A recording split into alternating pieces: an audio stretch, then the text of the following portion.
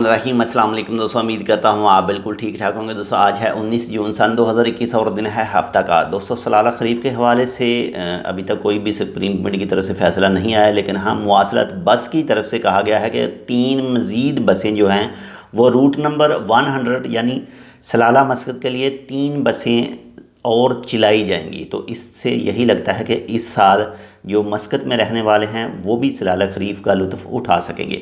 इसके बाद में जो दूसरी है वो है जो भी इस वक्त ओमान के अंदर मौजूद हैं, वो पाकिस्तान, इंडिया, बांग्लादेश किसी भी मुल्क के हैं, तो अगर वो जाना चाहते हैं ओमान से किसी भी अपने मुल्क में तो वो जा सकते हैं। फ़्लाइटें चालू हैं, आपने सिंपल सिर्फ कांटेक्ट करना है अपने ट्रैवल एजेंट से।